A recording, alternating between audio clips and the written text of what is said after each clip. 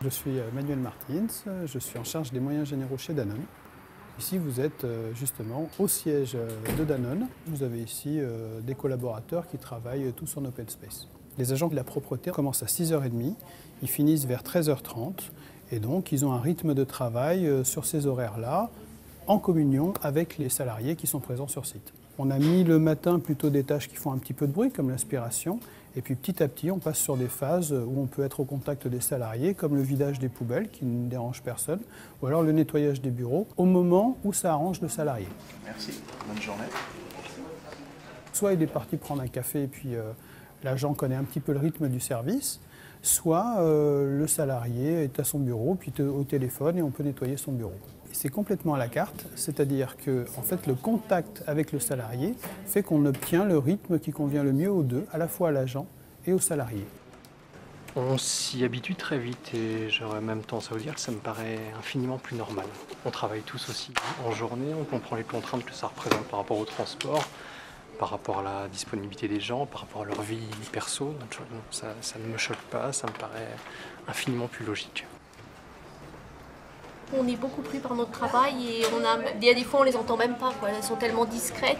On nous avait demandé si ça allait nous contrarier ou pas et les gens avaient dit que c'était normal qu'elles viennent pendant les heures de travail et non avant ou après, enfin à des heures un peu indues pour les gens pour travailler, quoi. Donc on s'était dit que c'était bien qu'elles viennent pendant qu'on travaille, ça ne nous dérangeait pas, donc voilà. Il y avait pour moi toute une organisation à remettre en place avec à la fois un rythme social à trouver, peut-être casser le multi-employeur qu'on pouvait connaître jusqu'alors, avoir des rémunérations qui soient liées à du temps complet.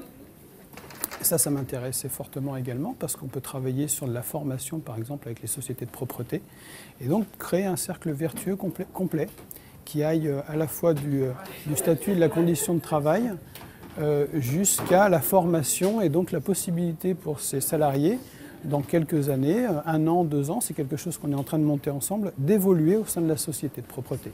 L'avantage maintenant, c'est que j'ai un absentéisme qui est proche de 0, alors qu'avant, les sociétés essayaient de bricoler pour remplacer les unes ou les autres.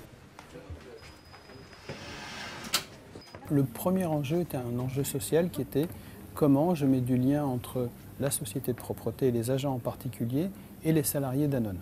Le deuxième, il était également économique. C'est-à-dire qu'on a revu intégralement le cahier des charges qu'il y avait sur ce site-là. Il n'y a pas forcément un lien entre on fait du social et donc ça va nous coûter plus cher. Ce n'est pas du tout ce qui a été fait ici. Donc les seules limites que je vois au développement de ce projet sont liées à des activités très précises. Par exemple, nous avons un club de gymnastique sur un de nos sites. Effectivement, là, il faut passer avant les cours et donc il faut qu'à un moment, il y ait quelqu'un qui soit à temps partiel sur des tâches bien spécifiques.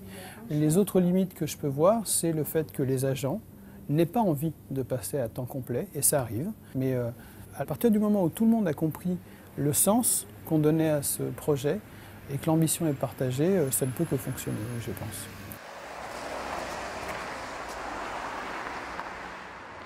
Je suis Alain Labarre, je suis en charge de tous les services que l'on rend aux occupants des immeubles administratifs de la ville de Nantes et de Nantes Métropole.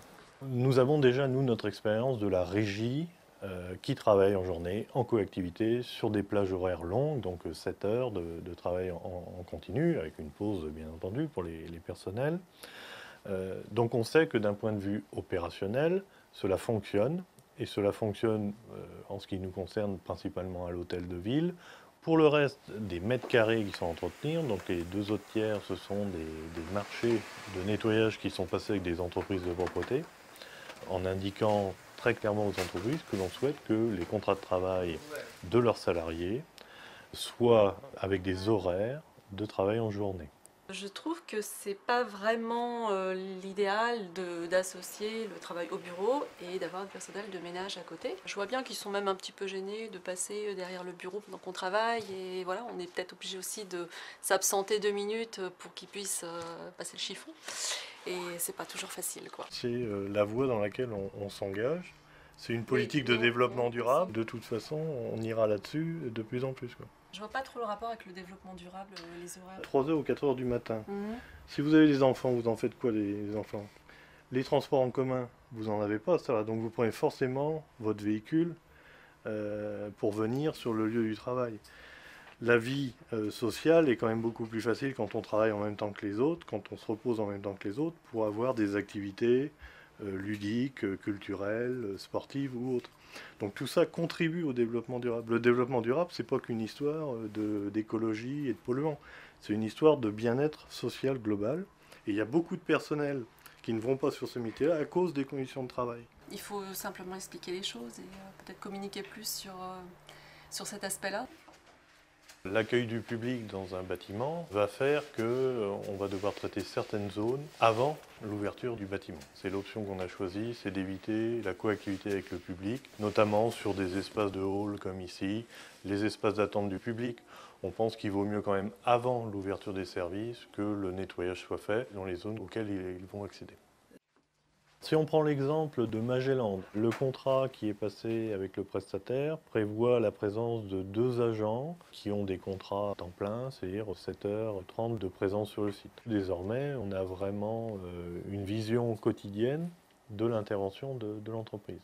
Après 6 mois de travail en coactivité dans l'immeuble Magellan, on a globalement une très bonne qualité de service en ce qui concerne les prestations de nettoyage qui sont réalisées. Et on considère que les occupants sont également globalement assez satisfaits. Chacun s'est adapté et chacun comprend bien l'intérêt et les avantages que l'on peut avoir à travailler en journée pour faire le nettoyage. Les prochains marchés qui feront l'objet d'un appel d'offres comprendront eux aussi les mêmes clauses de travail en journée, en coactivité, avec une plage horaire continue la plus grande possible pour les contrats des entreprises de nettoyage.